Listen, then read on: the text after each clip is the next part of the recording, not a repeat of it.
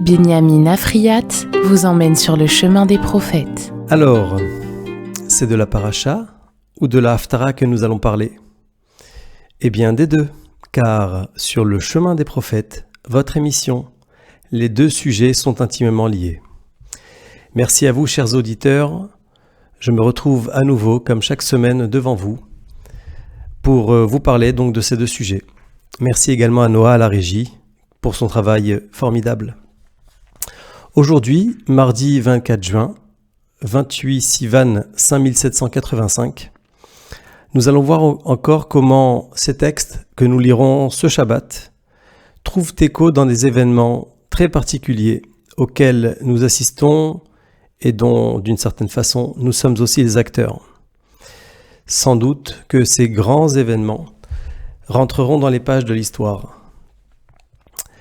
Juste avant et pour commencer, pour introduire le propos, une question un peu philosophique. Est-ce que le passé est-il déterminant pour le futur?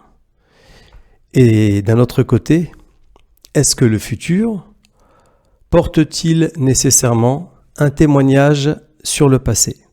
Bon, alors je sais que les bacheliers ont déjà planché sur un autre sujet et on va essayer de voir à travers la paracha puis la haftara de quelle manière peut-être résoudre ou en tout cas amener une approche pour répondre à ces questions.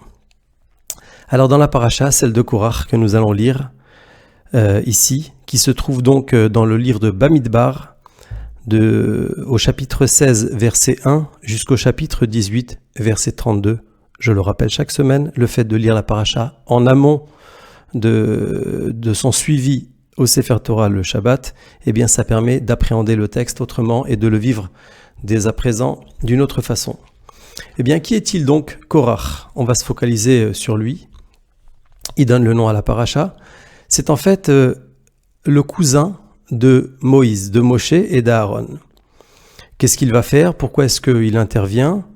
Il va se plaindre d'une nomination d'un homme qui s'appelle Elitsaphan, qui est un de ses cousins, qui est nommé en tant que chef de famille. Et il va estimer que ce poste-là aurait dû lui parvenir, et de fil en aiguille, il va remettre en question non juste la nomination donc d'Elitsaphan, mais celle même de Aaron, en disant, accompagné de 250 hommes qu'il aura amené à rejoindre son combat, il va dire ceci: l'assemblée est tout entière faite de personnes saintes. Kol haeda kulam kedoshim. Rashi commente ces mots en disant: tous ont entendu Dieu dire Anochi Hashem Elokecha, je suis Hashem ton Dieu. Tous l'ont entendu. Et pourquoi donc, continue le verset, vous vous élevez au-dessus de l'assemblée de Dieu, c'est-à-dire pourquoi est-ce que vous vous prenez comme un petit peu supérieur au-dessus de l'assemblée? Rashi nous donne les sous-titres de ce verset. Après que toi, Moïse, tu as choisi, non, le terme n'est pas précis, tu as la royauté qui t'a été donnée par Dieu, à savoir la fonction de dirigeant, tu n'aurais pas dû fixer pour ton frère Aaron le poste, je dirais, en second dans l'importance, celui de la prêtrise, puisque Aaron, comme vous le savez, est Kohen Gadol, c'est le grand prêtre. Devant ces agissements, Moshe tombe par terre. Peut-être pas à cause de la question, mais justement parce que ce n'est pas une question. Il tombe par terre, nous dit Rashi, parce que c'est encore une fois un événement douloureux, difficile, que, à travers Korach, le peuple juif est en train de livrer face à Dieu. Et c'est une dispute que Korach ouvre ici. Et d'ailleurs, son nom, celui de Korach, est pour toujours associé à ce que nous appelons la machloket, la dispute. Mais en fait, en réalité, il faut savoir, nous disent nos sages dans les Maximes des Pères, il y a dispute et dispute. Certaines disputes, on va les appeler à ce moment-là certains débats, certains échanges de points de vue méritent d'être maintenus. C'est par exemple la marloquette, la discussion entre Hillel et Shammai. Pour quelle raison est-ce que cet échange doit-il se maintenir? Parce qu'il est fait Leshem Shamaim, au nom du ciel. Le commentaire sur la Mishnah que je viens de citer, d'expliquer pour quelle raison est-ce que cet échange entre Hillel et Shammai, et qui parcourt l'ensemble du Talmud, comme nous le savons, doit-il se maintenir? Justement parce que chacun des deux protagonistes du débat maintient en place son contradicteur. Hillel considère Shammai, Shammai considère Hillel, et donc finalement, ils ont une discussion de fond. Mais tous les deux ont un point commun, celui de rechercher la vérité. Donc puisque c'est la recherche de la vérité qui les anime, alors une telle dispute, et là je le dirais entre guillemets, parce que ce n'est plus une dispute, c'est un débat, mérite de se poursuivre. Chacun doit continuer de maintenir, parfois même avec beaucoup de vigueur, la position qu'il considère comme étant juste, et de cette manière, le débat peut se faire, la société peut avancer, la réflexion est prolifique, elle amène à ce que, chacun s'enrichit de la position de l'autre. C'est d'ailleurs ce matin, lorsque j'ai enseigné à mes jeunes élèves de 6e FI à Yavne, je leur ai enseigné, j'ai profité de ce moment-là, pour leur enseigner la juste manière de se disputer. Nous savons bien sûr combien les enfants, et les plus grands d'ailleurs aussi, se disputent, il leur arrive de ne pas être d'accord, et donc, est-ce que ça veut dire nécessairement qu'il faut gommer les aspérités qui amènent les uns et les autres à ne pas être d'accord? Eh bien non, c'est pas ce que nous enseigne la paracha cette semaine. Elle nous enseigne d'une certaine façon, à travers le personnage de Korach, de quelle façon une dispute mérite d'avoir lieu. Je parle de Korach, en réalité Korach c'est un contre-exemple. Nous le voyons ensuite, effectivement, dans le texte. Il y a une autre dispute pour terminer sur la Mishnah, qui elle ne tiendra pas donc, c'est bien celle de Korach, nous dit la Mishnah, et sa bande, Korach va'adato, et son assemblée.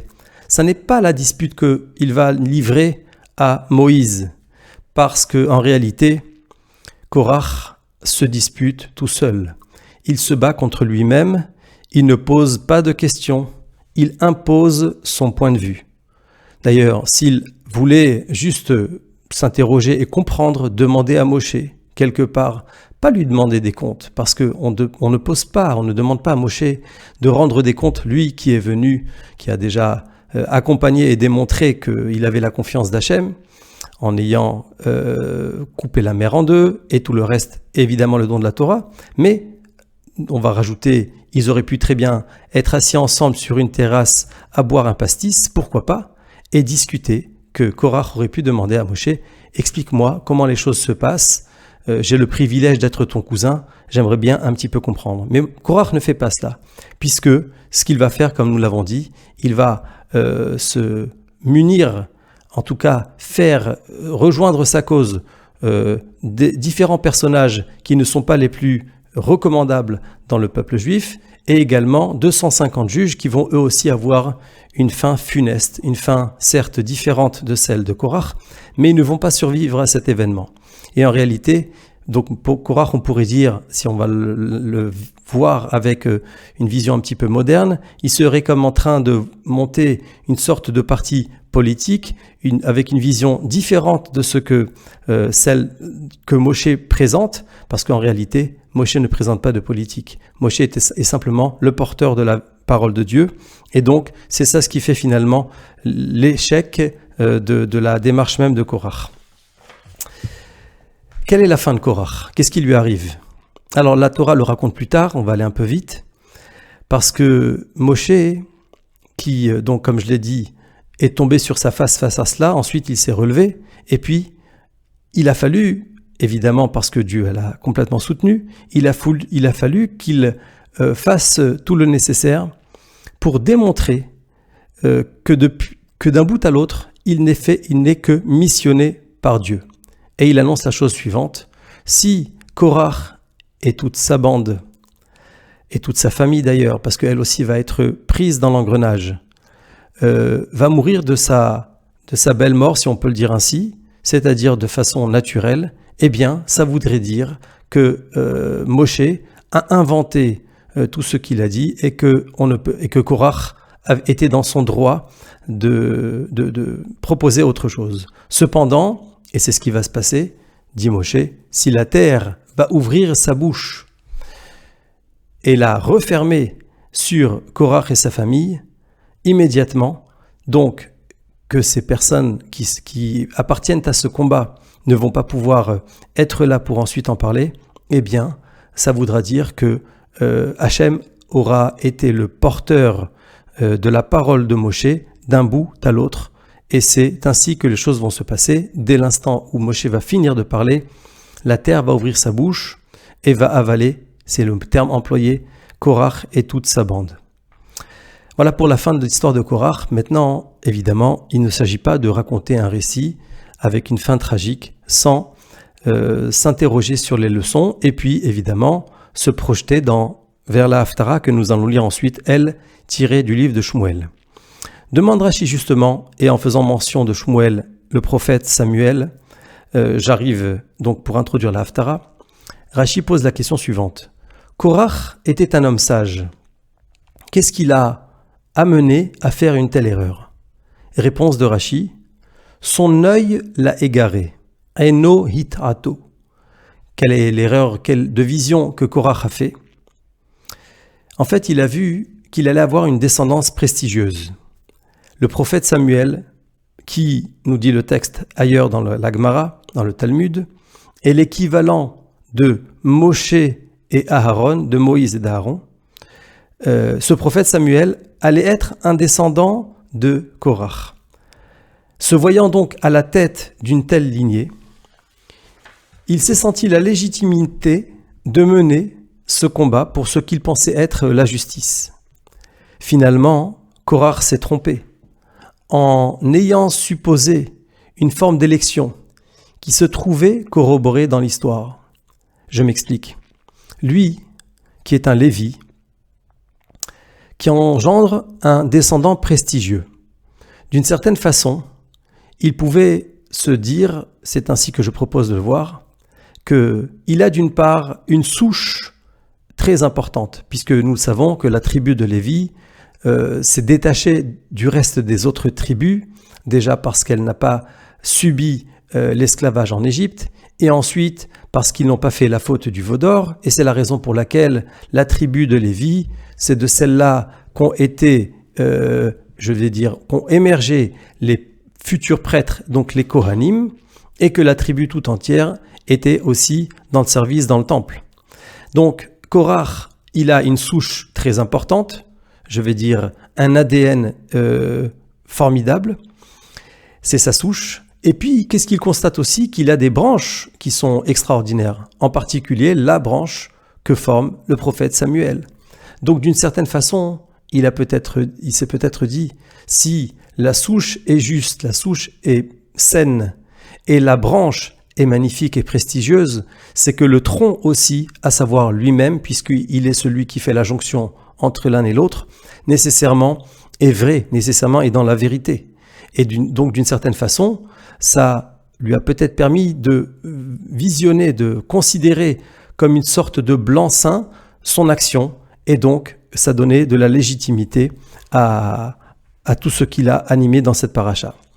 L'histoire lui a montré que ces lettres de noblesse, eh bien, il faut les acquérir, et qu'on reste toujours maître de son destin. Alors, à travers qui Shmuel, le prophète Samuel, va-t-il naître? Eh bien, ce sont les fils de Korach. Les enfants de Korach, nous dit le Talmud, vont faire teshuva, vont faire pénitence, et eux vont ne pas être donc engloutis au moment où la terre va s'ouvrir.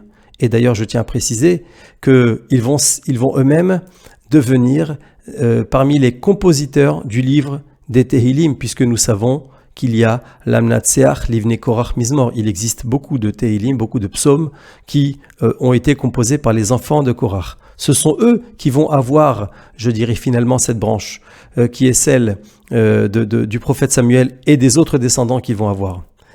Venons-en maintenant, si vous le voulez bien, à la Haftara. Je rappelle les références. Samuel 1, Shmuel Aleph, à partir du chapitre 11, verset 14, jusqu'au chapitre 12, verset 22. Ça, c'est pour la référence de la Haftara. Juste avant d'arriver au texte lui-même, il faut savoir, à partir du début du chapitre 11, de quoi parle le texte.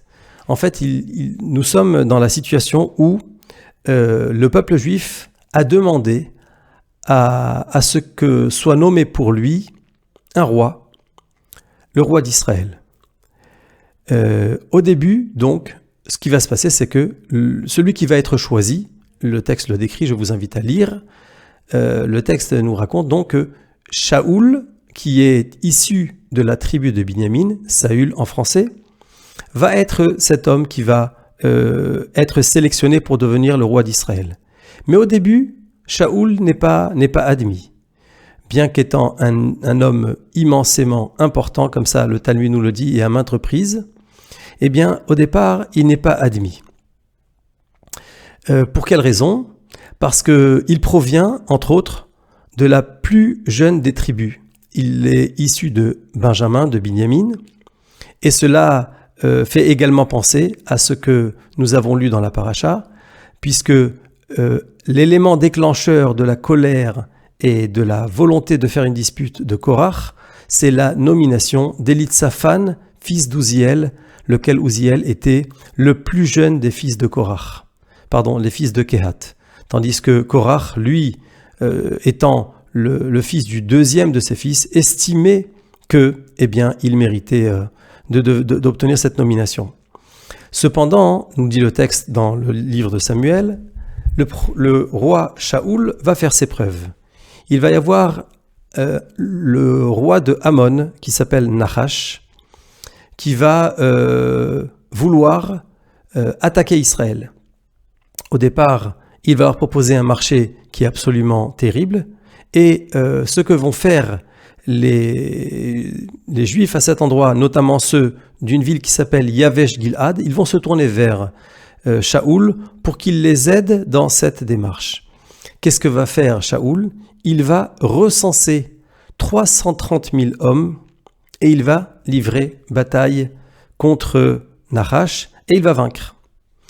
Alors à ce moment-là, à partir du moment où le prestige de Shaoul est revenu aux yeux d'Israël, nous avons l'intervention de Shmuel, du prophète Samuel, qui dit, c'est le premier verset de notre Haftara, Vayomer Shemuel el Ha'am, donc je lis au chapitre 11, verset 14, Samuel dit au peuple, allons et marchons vers Gilgal pour renouveler là-bas la royauté. D'une certaine façon, redonner une sorte de sang neuf à la royauté qui, auparavant, comme on vient de le voir, n'avait pas encore été admise puisque Shaoul n'avait pas, aux yeux d'Israël, acquis sa légitimité.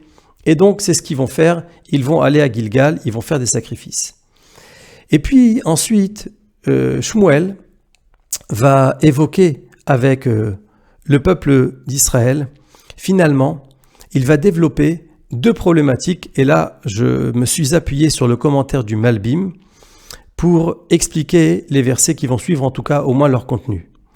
En fait, il y a dans la requête même d'Israël de vouloir un roi, nous dit le Malbim, deux problématiques. La première, c'est une problématique qui touche le prophète Samuel lui-même, puisque d'une certaine façon, en demandant un roi qui aurait aussi le pouvoir de juger, qui était celui que jusqu'à présent Shmuel détenait, eh bien, ça faisait passer Samuel de côté. Donc c'était une forme d'affront qui lui était fait. Et puis, il y avait, et c'était encore plus grave d'une certaine manière, la volonté de substituer, ou en tout cas de vouloir non juste la royauté de Dieu qui dirige, mais il fallait que celle-ci transite par un homme, celui de Shaoul. Donc, le Malbim va dérouler un propos assez soutenu pour expliquer comment les versets donc, du chapitre 12, donc à partir du début du chapitre, eh bien en réalité, il y a ici le traitement de ces deux questions. Alors je vais vous lire simplement quelques-uns de ces versets. Par exemple, au chapitre 12, verset 3, eh bien Shmuel va dire « Voici, je suis face à vous.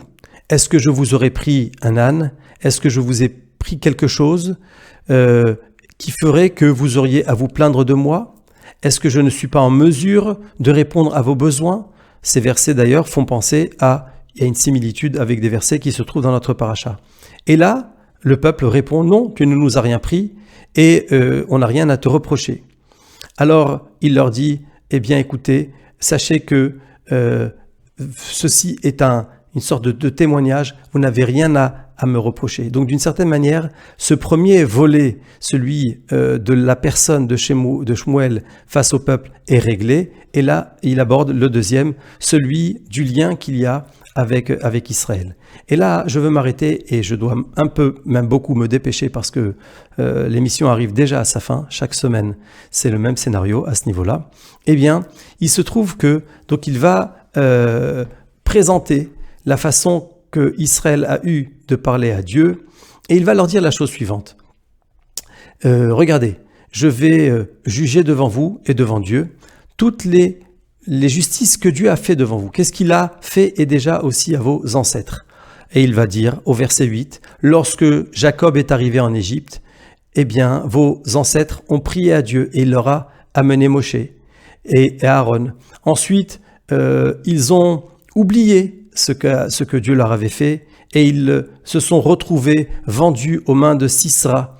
Et ensuite, parce qu'il y a un yo-yo qui est permanent dans l'histoire, eh bien, ils reviennent à Dieu. Vaïz Akou El Hachem au verset 10, ils ont imploré Dieu en disant « Nous avons fauté, car Hachem, nous avons abandonné Dieu, etc. » On s'est tourné vers les idoles. Alors Hachem va envoyer Yerubaal, etc. Différents personnages en mesure de sauver le peuple juif. Et donc, qu'est-ce que va faire Shmuel pour résumer très rapidement? En réalité, il va leur montrer que d'un bout à l'autre, ils étaient déjà entre les mains de Dieu et qu'ils n'avaient pas besoin de faire appel à un roi. Il y a juste un point qui me semble mérite d'être, en tout cas beaucoup de points ici méritent d'être analysés, mais il y a celui-ci. D'une certaine façon, on voit que le peuple juif auquel Samuel s'adresse à ce moment-là de l'histoire, eh bien il y a un constant rappel de ce qui s'est passé, c'est-à-dire, un petit peu pour revenir à la question que j'ai citée, le passé qui rejaillit et qui est en lien avec le futur. Parce que d'une certaine façon, si aujourd'hui le peuple juif ne se conduit pas correctement, comment se fait-il qu'il est en droit de se plaindre et d'obtenir gain de cause au nom de quoi? Au nom de ses ancêtres, au nom de ceux qui l'ont passé, qui ont vécu avant eux, et qui sont finalement les porteurs du message qui lui a tenu, le message de Dieu. Comment est-ce qu'on peut avoir parfois la prétention de s'adresser aujourd'hui à Dieu alors que nos agissements ne sont pas en conformité? C'est un peu cette question, cette problématique qui se ressent de manière permanente. Et on voit bien que le lien qui est fait à chaque fois, c'est toujours celui le passé par rapport au futur, c'est-à-dire en s'appuyant sur nos racines, en s'appuyant sur les patriarches, en s'appuyant sur les vécus d'Israël qui ont été heureux, qui ont été reconnaissants de Dieu, eh bien on est en mesure de poursuivre et de demander à Dieu de nous aider. Alors finalement, d'une certaine façon, peut-être que Korach avait raison, puisque lui aussi, il s'est appuyé sur son passé, sur sa souche, comme je l'ai dit, et d'une certaine façon, il s'est dit, eh bien, comme dans le futur, je sais que je vais avoir une belle destinée, alors je n'ai pas à m'inquiéter de mon présent. Et c'est peut-être ça l'erreur. C'est que s'il est vrai que nous pouvons nous appuyer sur le passé qui a été prestigieux, alors le passé, lui, n'est pas déterminant du futur. On peut se dire que nous avons des racines fortes et on s'appuie sur elles, mais on ne peut pas dire qu'à partir du moment où ce sont celles-là nos racines, alors nécessairement l'arbre pousse droit et on n'a pas à se reprendre. On a constamment besoin de réfléchir à la façon dont l'arbre s'élève. Nous sommes cet arbre. Korach, d'une certaine façon, est aussi cet arbre. C'est ce que nous montrent ces versets. Le passé ne détermine pas ce que va être le futur. La réalisation du futur, positive ou négative d'ailleurs, quelle que soit la façon dont elle se passe, n'est pas nécessairement un témoignage sur ce qu'a été le passé. Bien sûr, les choses sont liées. Ça, c'est ce que nous voyons et c'est ce point que j'ai bien mis en relief. Il y a un lien qui se fait. Il y a évidemment une connexion entre les différentes pages de l'histoire, un petit peu comme les différentes pages d'un livre d'histoire qui sont tout ensemble rattachées au livre d'histoire. Mais l'histoire ne détermine pas les choses de manière absolue. Nous avons tous le devoir de réfléchir de quelle manière notre propre histoire avec un petit h s'inscrit-elle dans la grande. Et c'est peut-être aussi cela que la paracha et la haftara de cette semaine bien nous amènent à réfléchir. Je vous souhaite, mes chers amis, une excellente journée et je vous dis à la semaine prochaine.